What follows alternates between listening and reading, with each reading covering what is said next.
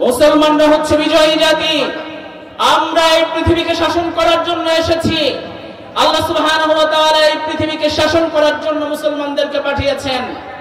সূরাতুল বাকারা আয়াত নম্বর 30 আল্লাহ সুবহানাহু ওয়া তাআলা বলেছেন, ইন্নী জাইলুন ফিল আরদি খলিফা, আমি জমিনে আমার প্রতিনিধি সৃষ্টি করতে চাই। আমরা হচ্ছে আল্লাহর প্রতিনিধি, আল্লাহর রিপ্রেজেন্টেটিভ। আল্লাহ সুবহানাহু ওয়া তাআলা আমাদেরকে স্বয়ং এই পৃথিবীকে নেতৃত্ব দেওয়ার জন্য এই পৃথিবীকে পাঠিয়েছেন, ঠিক কিনা? এই পৃথিবীতে মুসলমানরা দাপটের সাথে নেতৃত্ব দিয়েছে বিগত শতাব্দীগুলোতে। আজকে সেই নেতৃত্বের জায়গা থেকে আমরা ছিটকে পড়েছি। আবার কি আমরা এই পৃথিবীকে নেতৃত্ব দিতে চাই? আবার কি চাই পৃথিবীকে রাজত্ব করতে? তাহলে আমাদেরকে জেগে উঠতে হবে। আল্লাহ সুবহানাহু ওয়া তাআলা সেই ফর্মুলা আমাদেরকে দিয়েছেন। আমরা যদি বিজয় অর্জন করতে চাই, আমরা যদি সফলতা অর্জন করতে চাই, তাহলে আমাদেরকে কোরআনে কারীম আল্লাহ সুবহানাহু ওয়া তাআলা 4টা বিষয় আমাদেরকে অর্জন করতে বলেছেন।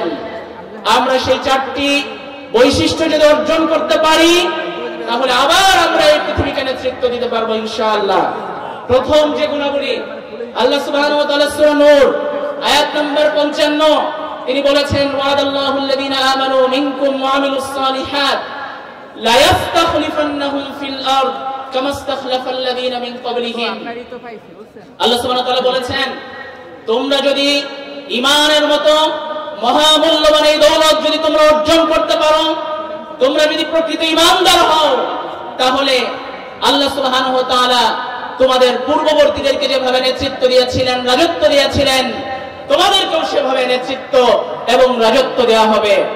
আমাদেরকে ঈমানের মতো দৌলত আমাদেরকে অর্জন করতে হবে। আমাদেরকে কেমন ঈমানদার হতে হবে? আমাদেরকে ঈমানদার হতে হবে বদরের ময়দানে যে 313 জন মর্দে মুজাহিদ ঈমানি জজবা নিয়ে ময়দানে অবতীর্ণ হয়েছিলেন, পিতা পুত্রের বিরুদ্ধে, সন্তান তার পিতার বিরুদ্ধে, ভাই ভাইয়ের বিরুদ্ধে, কাফের মুশরিকদের বিরুদ্ধে মুসলমানরা যে ঈমানি শক্তি নিয়ে ময়দানে অবতীর্ণ হয়েছিল, আমরা যদি সেই রকম মানের ঈমানদার যদি আমরা হতে পারি, তাহলে অবশ্যই আল্লাহ সুবহানাহু ওয়া তাআলা আমাদেরকে নেতৃত্ব এবং বিজয় দান করবেন। আল্লাহ সুবহানাহু ওয়া তাআলা সূরা আল ইমরানের মধ্যে বলেছেন, ওয়া তিলকাল আইয়ামু নুদাবিলুহা বাইনান নাস ওয়া লিয়া'লামাল্লাযীনা আমানু মিনকুম। আল্লাহ সুবহানাহু ওয়া তাআলা দ্বীনের আবর্তনগুলো তোমাদের মাঝে ঘটান। আজকে তোমরা পরাজিত, আগামী দিন তোমরা বিজয়ী হবে যদি তোমরা তোমাদের মধ্যে যদি ঈমানের দৌলত থাকে। তাহলে আমাদেরকে যদি বিজয়ী হতে হয়, এই পৃথিবীর রাজত্ব যদি আবার তুলে নিতে হয়, তাহলে আমাদেরকে অবশ্যই ঈমানের দৌলত আমাদেরকে অর্জন করতে হবে। 2 নম্বর গুণাবলী হচ্ছে, 2 নম্বর বৈশিষ্ট্য হচ্ছে, এটা ঈমানের দাবি যে আমাদেরকে সাহসী হতে হবে। আমরা যদি সাহসী হতে পারি, তাহলে এই পৃথিবীর কেউ আমাদেরকে পরাজিত করতে পারবে না ইনশাআল্লাহ। সাহস আছে যার, সাফল্যের রাজমুকুট তার। সাহস আছে যার, সাফল্যের রাজমুকুট তার। এই সাফল্যের রাজমুকুট, বিজয়ের রাজমুকুট যদি আমরা পড়তে চাই, তাহলে আমাদেরকে সাহসী হতে হবে। আমাদেরকে এমন সাহসী হতে হবে, আল্লাহ সুবহানাহু ওয়া তাআলা ছাড়া আর কাউকে ভয় করা যাবে না। আমরা কি আল্লাহ ছাড়া আর কাউকে ভয় পাই? আমরা এই পৃথিবীর কোন রক্তচক্ষুকে, এই পৃথিবীর কোন সাম্রাজ্যবাদীদেরকে আমরা ভয় পাই না, এক আল্লাহ ছাড়া, ঠিক কিনা? আমরা আল্লাহর সৈনিক। এই সাহসিকতা যদি আমাদের মধ্যে চলে আসে, তাহলে আমরা আবার বিজয়ী হতে পারবো। ওমর ফারুক কেমন সাহসী ছিলেন? ওমর ফারুক কেমন সাহসী ছিলেন? তিনি যখন ইসলাম গ্রহণ করলেন, তখন তিনি প্রকাশ্যে সেটা ঘোষণা করে দিলেন। ওই সময় প্রকাশ্যে ঈমানের ঘোষণা দেয়া মানে হচ্ছে নিজের দিকে হিংস্র পশুকে আমন্ত্রণ জানানো যে তুমি আমাকে খাবলে খাবলে খাও, শত্রুকে আমন্ত্রণ জানানো। সেই সময়ে ওমর ফারুক রাদিয়াল্লাহু আনহু সেই সময়ে নিজের ঈমানের যে ঘোষণা সেটা প্রকাশ্যে দিয়েছেন, এবং তিনি কাবার চত্বরে প্রকাশ্যে নামাজ পড়েছেন, যার কারণে তাকে আল ফারুক উপাধি দেওয়া হয়েছে। সত্য মিথ্যার পার্থক্যকারী তিনি ছিলেন। আল্লাহ সুবহানাহু ওয়া তাআলা সূরা হামিম আস-সাজদা আয়াত নম্বর 33 আল্লাহ সুবহানাহু ওয়া তাআলা বলেছেন ওয়ামান আহসানু কাওলাম মিম্মান দাআ ইলাল্লাহি ওয়া আমিলা সালিহা ওয়া ক্বালা ইন্নানি মিনাল মুসলিমিন। ওই ব্যক্তির কথা থেকে আর কার কথা উত্তম হতে পারে যে মানুষকে আল্লাহর দিকে আহ্বান করে এবং বলে যে আমি একজন মুসলিম। যে ব্যক্তি নিজেকে মুসলিম বলে দাবি করতে পারে, কঠিন পরিস্থিতিতে যে নিজের পরিচয় প্রকাশ করতে পারে, সেই হচ্ছে প্রকৃত সাহসী। ঠিক কিনা? আল্লাহ রাসূল সাল্লাল্লাহু আলাইহি ওয়াসাল্লাম হুনাইনের যুদ্ধে ছিলেন। প্রাথমিকভাবে প্রথম দিক দিয়ে মুসলমানদের পরাজয় হচ্ছিল। মুসলমানরা দিক বিদিক ছুটাছুটি যখন করতেছিল, তখন আল্লাহ রাসূল প্রিয় নবী মুহাম্মদুর রাসূলুল্লাহ সাল্লাল্লাহু আলাইহি ওয়াসাল্লাম সামনের দিকে অগ্রসর হচ্ছিলেন আর বলছিলেন আনান নবিয়্যু লা কাযিব আনা ইবনু আব্দুল মুত্তালিব। যুদ্ধের কঠিন পরিস্থিতিতে তিনি নিজের পরিচয় প্রকাশ করতে করতে সামনের দিকে অগ্রসর হচ্ছিলেন। এটা যখন সাহাবায়ে কেরাম দেখতে পেলেন, তখন সাহাবায়ে কেরাম যে ছুটাছুটি করতেছিলেন দিক বিদিক, আবার তারা একত্রিত হয়ে ঐক্যবদ্ধভাবে যখন কাফের মুশরিকদের বিরুদ্ধে যখন ঝাঁপিয়ে পড়েছিল, তখন মুসলমানদের বিজয় অর্জিত হয়েছিল। এজন্য আমরা যদি ওমর ফারুকের মতো, রাসূল আকরাম সাল্লাল্লাহু আলাইহি ওয়াসাল্লামের মতো যদি আমরা সাহসী হতে পারি, তাহলে এই পৃথিবীর কোন শক্তি নেই যে মুসলমানদেরকে পরাজিত করতে পারে। ঠিক কিনা? এজন্য আমাদেরকে সাহসী হতে হবে। আলী রাদিয়াল্লাহু আনহু কেমন সাহসী ছিলেন! খায়বার যুদ্ধের সময় কামুজ দুর্গের যে লোহার যে দরজা ছিল, কয়েক হাজার টন যার ভারী যেটা ছিল, সেই লোহার দরজা তিনি সেটাকে ঢাল হিসেবে ব্যবহার করে যুদ্ধ করেছিলেন। আলী রাদিয়াল্লাহু তাআলা আনহুকে আসাদুল্লাহ বলে আল্লাহ পাক রব্বুল আলামিন তার উপাধি দিয়েছেন, আসাদুল্লাহ, আল্লাহর সিংহ। আমাদেরকে সিংহের মতো সাহসী হতে হবে। আমরা যদি সিংহের মতো সাহসী হতে পারি, তাহলে পৃথিবীর কোন শক্তি আমাদেরকে পরাজিত করতে পারবে না। সংগ্রামী উপস্থিতি, আমাদের হৃদয়ের স্পন্দন, কোরআনের পাখি যিনি আল্লামা দেলাওয়ার হোসেন সাঈদ রাহিমাহুল্লাহ, তিনি বলেছিলেন বিড়ালের মতো 500 বছর বাঁচতে চাই না, বিড়ালের মতো 500 বছর বাঁচতে চাই না, সিংহের মতো 1 ঘন্টা বাঁচতে চাই। আমরা সিংহের মতো বেঁচে থাকতে চাই, আমরা বিড়ালের মতো বাঁচতে চাই না 1000 বছর। ঠিক কিনা? আজকে যদি আমরা সিংহের মতো যদি হুঙ্কার দিতে পারি, তাহলে বাতিল শক্তি পালানোর জায়গা পাবে না, পালানোর পথ খুঁজে পাবে না, যেটা আমরা ইতিমধ্যেই দেখতে পেয়েছি। সুতরাং আমরা যদি সাহসী হতে পারি, তাহলে পৃথিবীর কোন শক্তি নেই, পৃথিবীর কোন পরাশক্তি নেই যে আমাদেরকে পরাজিত করতে পারে। আমাদেরকে সাহসী হতে হবে। 3 নম্বর বৈশিষ্ট্য, আমাদেরকে শহীদি তামান্না নিয়ে সামনে অগ্রসর হতে হবে। আমরা এই পৃথিবীতে এসেছি মায়ের উদর থেকে। জীবন মৃত্যুর সন্ধিক্ষণেও আমরা আল্লাহকে ভুলে যাই না। আমরা মৃত্যুকে বেছে নেওয়ার জন্য সর্বদাই প্রস্তুত। কবি নজরুলের 2টি কবিতার লাইন, কবি নজরুল বলেছিলেন, ওহারা চাহুক দাসের জীবন, মোরা শহীদি দরজা চাই, নিত্য মৃত্যু ভিতরা, মোরা মৃত্যু কোথায় খুঁজে বেড়াই। আমরা মৃত্যুকে খুঁজে বেড়াই। আমাদেরকে পরাজিত করতে পারে এমন কোন শক্তি এই পৃথিবীতে নেই।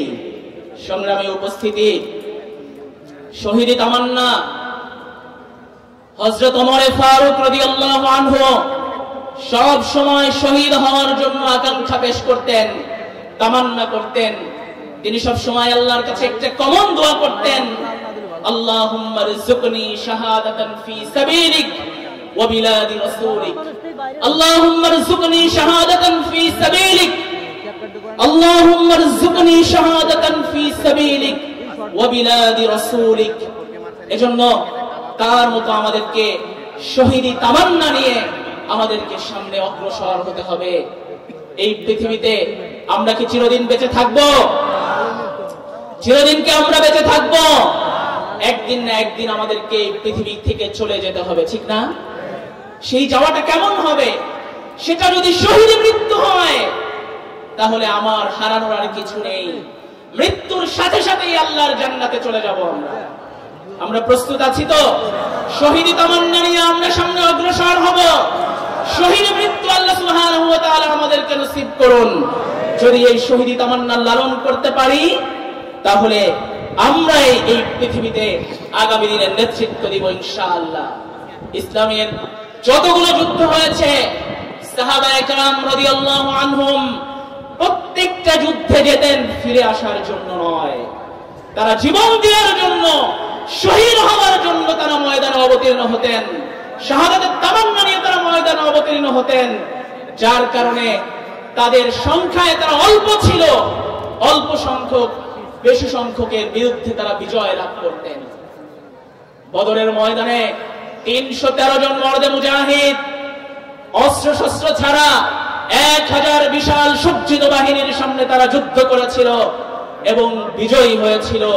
সুতরাং আমরা ইসলামের ইতিহাস থেকে এটা দেখতে পাই, মুসলমানদের কোন যুদ্ধে মুসলমানদের সংখ্যা কম ছিল না। তার কারণ হচ্ছে তারা শহীদি তামান্না নিয়ে ময়দানে অবতীর্ণ হতো। সংগ্রামী উপস্থিতি, আপনারা জানেন মুতার প্রান্তরে 3 লক্ষের বিশাল সৈন্যবাহিনীর বিরুদ্ধে মুসলমানরা মাত্র 3000 তারা লড়েছিলেন। কোথাও কোথাও এসে কোন এসেছিল যে সেখানে 1 লক্ষ সেনাবাহিনী ছিল মুশরিকদের কাফেরদের, কোথাও এসেছে 3 লক্ষ। মুসলমানদের সংখ্যা ছিল মাত্র 3000। যদি আমরা 1 লক্ষ ধরি তাহলে 1:33, অর্থাৎ একজনের বিপরীতে 33 জনের বিপরীতে মুসলমানদের সংখ্যা ছিল 1। সেই যুদ্ধেও মুসলমানরা হযরত খালিদ ইবনে ওয়ালিদের নেতৃত্বে সেই যুদ্ধে মুসলমানরা বিজয়ী হয়েছিল। সুতরাং মুসলমানরা কোন যুদ্ধেই মুসলমানরা ফিরে আসার জন্য, গাজী হওয়ার জন্য মুসলমানরা তারা ময়দানে অবতীর্ণ হয় না, তারা জীবন দেওয়ার জন্য ময়দানে অবতীর্ণ হয়। যারা শহীদ মৃত্যু যাদের নসিব হয়, সূরা বাকারার 154 নম্বর আয়াতে আল্লাহ সুবহানাহু ওয়া তাআলা তাদের ব্যাপারে বলেছেন, ওয়ালা তাকুলু লিমান ইউকতালু ফি সাবিলিল্লাহি আমওয়াত বাল আহইয়াউন ওয়ালাকিন লা তাশউরুন। যারা আল্লাহর রাস্তায় মৃত্যুবরণ করে, যারা আল্লাহর রাস্তায় শহীদ হয়, তোমরা তাদেরকে মৃত বলো না।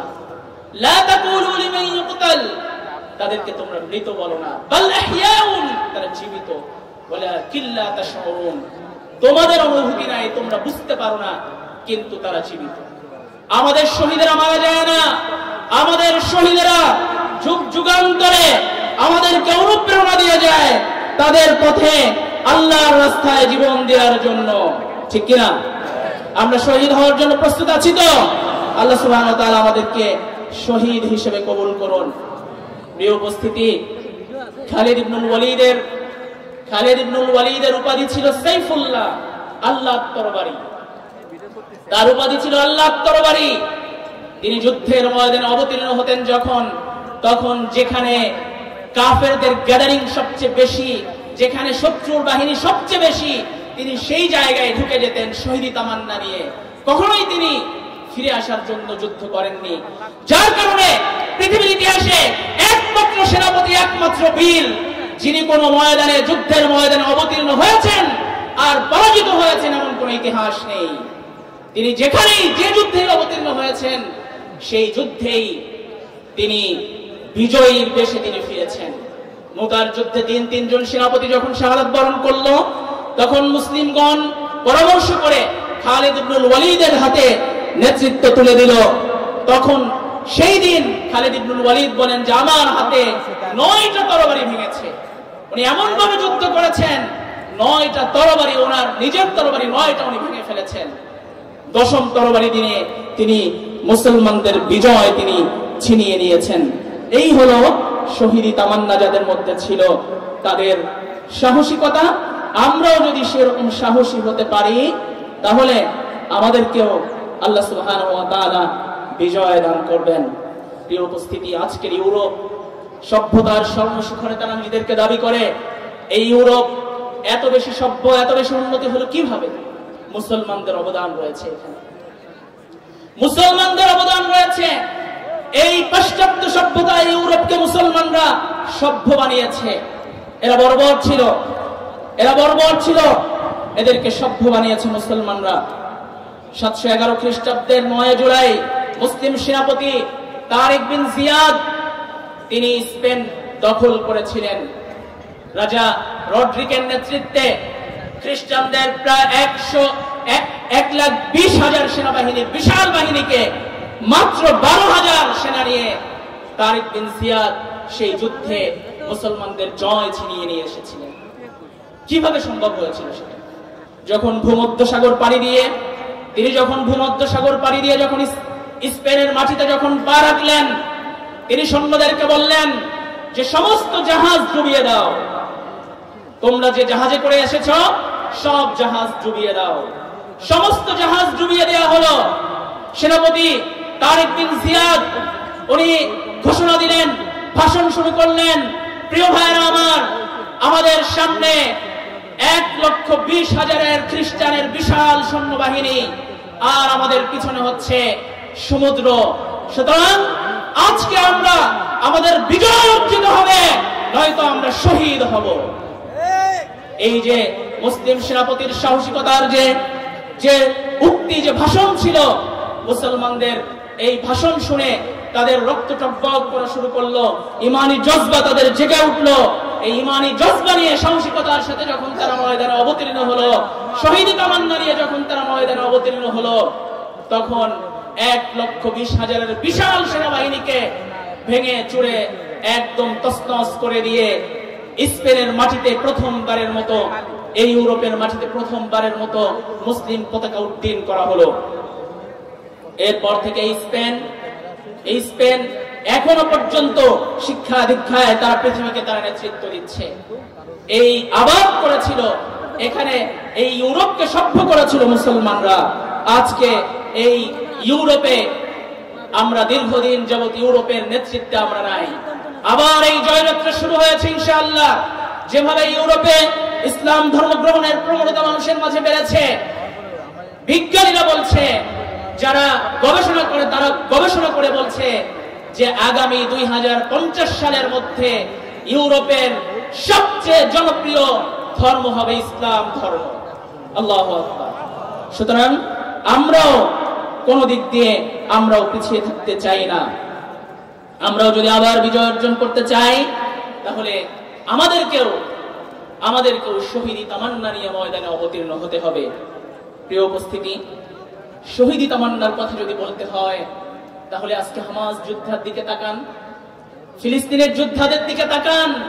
ফিলিস্তিনের শিশুরা, তাদের মায়েরা তাদেরকে গল্প শুনিয়ে শুনিয়ে, শহীদদের গল্প শুনিয়ে শুনিয়ে তাদেরকে বড় করে, এবং তাদেরও এই আকাঙ্ক্ষা থাকে আমিও শহীদ হব। গত 2023 সালে আমি তুরস্কের একটা কনফারেন্সে আমি অংশগ্রহণ করেছিলাম। সেখানে মুসলিম বিশ্বের প্রায় 40টা দেশের 250 ডেলিগেট সেখানে উপস্থিত ছিল। সেখানে ফিলিস্তিনের হামাস যোদ্ধাদেরও একটা অংশ সেখানে অংশগ্রহণ করেছিল। আমি তাদেরকে সরাসরি দেখেছি, তাদের চোখে মুখে আমি শহীদি তামান্না, কথায় কথায় তাদের অন্তরে শহীদি তামান্না ছিল, তাদের জজবা ছিল। তারা আকাঙ্ক্ষা করত, তারা দোয়া করত, হে আল্লাহ, আমি যদি মুসলিম উম্মার জন্য, নিজের মাতৃভূমির জন্য যদি আমি শহীদ হতে পারতাম। এই আকাঙ্ক্ষা তারা সব সময় করে। আল্লাহ পাক রব্বুল আলামিন কিছু শহীদ চান। সূরা আল ইমরানের মধ্যে আল্লাহ সুবহানাহু ওয়া তাআলা বলেছেন, ওয়া তিলকাল আইয়ামু নুদাবিলুহা বাইনান নাস ওয়া লিয়ালামাল্লাহু আল্লাযীনা আমানু মিনকুম ওয়া ইয়াত্তাখিযা মিনকুম শুহাদা। তিনি কিছু শহীদ চান। আমরা যদি শহীদ তামান্না নিয়ে যদি ময়দানে অবতীর্ণ হতে পারি, আমরা যদি শহীদ হতে পারি, আমরা যদি জীবন দিতে পারি, আগামী দিনে আমাদের রক্ত এই দেশে ইসলাম প্রতিষ্ঠা করে দিবে ইনশাআল্লাহ। আমরা রক্ত দেওয়ার জন্য প্রস্তুত আছি না ইনশাআল্লাহ? ইসলামের জন্য, কোরআনের জন্য, দ্বীনের জন্য আমরা রক্ত দিব ইনশাআল্লাহ। আমরা শহীদ হব। আল্লাহ সুবহানাহু ওয়া তাআলা আমাদের সেই তৌফিক দান করুন। সম্মানিত উপস্থিতি, আমরা যদি সফল হতে চাই, আমরা যদি বিজয় অর্জন করতে চাই, তাহলে চতুর্থ যে গুণাবলী আমাদের মধ্যে থাকতে হবে, সেটা হচ্ছে সততা। হক আমাদের সাথে থাকতে হবে, ন্যায় নিষ্ঠতা আমাদের সাথে থাকতে হবে। আল্লাহ রাসূল সাল্লাল্লাহু আলাইহি ওয়াসাল্লাম আল্লাহর কাছে দোয়া করেছিলেন। সূরা বানী ইসরাঈলের মধ্যে এসেছে, রব্বি আদখিলনি মুদখালা সিদকিন وأخرجني مخرج صدق واجعل لي من لدنك سلطانا نصيرا হে আল্লাহ আপনি আমাকে যেখান থেকেই বের করেন না কেন আমার সাথে যেন হক থাকে আমার সাথে যেন সত্য থাকে তাহলে আমি কোথা থেকে বের হয়ে যাব এই ভয় পরোয়া আমি করি না ওয়াদখিলনি মুদখালা সিদক আপনি আমাকে কোথাও প্রবেশ করাবেন এই প্রবেশ করানোর সময়ও যেন আমার সাথে সত্য থাকে আমার সাথে যেন হক থাকে যদি সত্য এবং হক যদি আমার সাথে থাকে তাহলে আমি কোথাও প্রবেশ করতেও আমি ভয় করি না আমরা দেখেছি নবী মুহাম্মদুর রাসূলুল্লাহ সাল্লাল্লাহু আলাইহি ওয়াসাল্লাম যখন মক্কা থেকে বের হয়ে যাচ্ছিলেন হিজরতের সময় তার চোখে পানি ছিল তিনি মক্কার দিকে বারবার তাকিয়ে তিনি বলছিলেন হে মক্কা তোমার সন্তানেরা যদি আমাকে তোমার থেকে যদি বের করে না দিত আমি কখনোই তোমার থেকে আমি বের হয়ে যেতাম না আল্লাহর কাছে দোয়া করেছিলেন হে আল্লাহ আমার সাথে যেন সত্য থাকে মক্কা থেকে বের হওয়ার সময় নবী করিম সাল্লাল্লাহু আলাইহি ওয়াসাল্লামের সাথে সত্য ছিল বিধায় তিনি মাত্র 8 বছরের ব্যবধানে সেই মক্কায় আবার তিনি বিজয়ীর বেশে ফিরে এসেছিলেন সুতরাং আমরাও কোথা থেকে যদি বের হয়ে যাই আমাদেরকে যদি বের করে দেওয়া হয় আমাদের সাথে যেন সত্য থাকে যাদের সাথে সত্য থাকে না তারা যদি একবার বের হয়ে যায় আর কখনো ফিরে আসতে পারে না ঠিক কি না আমরা 5 আগস্ট দেখেছি না যারা পালিয়ে চলে গেছে এদেশে কি আর তারা ফিরে আসতে পারবে তার কারণ হচ্ছে তাদের সাথে সত্য নাই যদি সত্য থাকে কোথা থেকে বের হয়ে যেতে আমরা ভয় করি না কোথাও প্রবেশ করতেও আমরা ভয় করি না সাইয়েদনা ইউসুফ আলাইহিস সালাতু ওয়াস সালাম ওনাকে যখন কারাগারে নিক্ষেপ করা হলো উনি কি বলেছিলেন সূরা ইউসুফের মধ্যে আমাদের জন্য শিক্ষা এটা আমাদের জন্য শিক্ষা আজকে যদি সূরা ইউসুফের এই আয়াত থেকে যদি আমরা শিক্ষা গ্রহণ করতে পারি তাহলে এই পৃথিবীতে বিজয় আমাদের অবশ্যম্ভাবী সাইয়েদনা ইউসুফ আলাইহিস সালাতু ওয়াস সালাম বলেছিলেন রব্বিস সিজনু আহাব্বু ইলাইয়া মিম্মা ইয়াদউনানি ইলাইহি হে আমার রব এই কারাগারটাই আমার কাছে উত্তম এই কারাগারটাকেই আমি ভালোবাসি সুতরাং তিনি কারাগারকে আলিঙ্গন করে নিয়েছিলেন তিনি বলেছিলেন আমাকে যে খারাপ কাজের দিকে আহ্বান করা হচ্ছে সেটা আমার কাছে পছন্দনীয় নয় বরং সেটা যতই জাঁকজমকপূর্ণ হোক না কেন তার থেকে আমি এই কারাগারকেই বেশি ভালোবাসি তিনি কারাগারে গিয়েছিলেন 10 বছরের ব্যবধানে 10 বছর পরে আল্লাহ সুবহানাহু ওয়া তাআলা এই কারাগার থেকে তাকে বের করে নিয়ে সরাসরি মিশরের নেতৃত্বে তাকে বসিয়ে দিয়েছিলেন তিনি মিশরের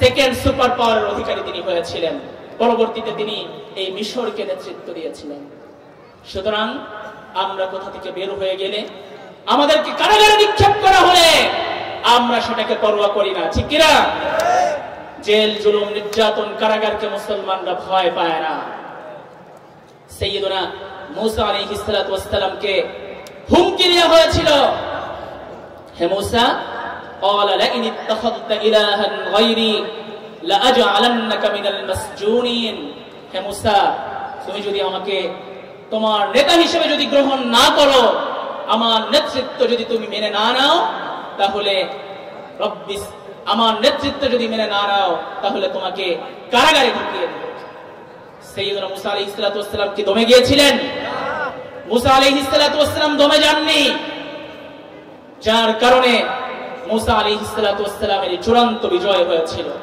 সুতরাং আমরা যদি সেই বিজয় পেতে চাই তাহলে আমাদেরকেও সেই বিজয়ের জন্য প্রস্তুতি নিতে হবে হক এবং সত্যের সাথে আমাদেরকে থাকতে হবে ইখতিয়ার উদ্দিন মোহাম্মদ বখতিয়ার খিলজি যখন 1202 খ্রিস্টাব্দে এই বঙ্গদেশে প্রবেশ করেছিলেন মাত্র 17 জন সৈন্য নিয়ে তিনি এই বঙ্গদেশে প্রবেশ করেছিলেন তার ভয়ে লক্ষণ সেন দুপুরের খাবার খাওয়া অবস্থায় খাবার দাবার ফেলে দিয়ে পিছনের দরজা দিয়ে পলায়ন করেছিল ঠিক কি না সুতরাং আজকেও যদি ইখতিয়ার উদ্দিন মোহাম্মদ বখতিয়ার খিলজির মতো সাহসিকতা নিয়ে ঈমান নিয়ে সত্য নিয়ে যদি আমরা প্রবেশ করতে পারি আমরা যদি দাঁড়িয়ে যেতে পারি তাহলে আমাদের বিজয় অবশ্যম্ভাবী।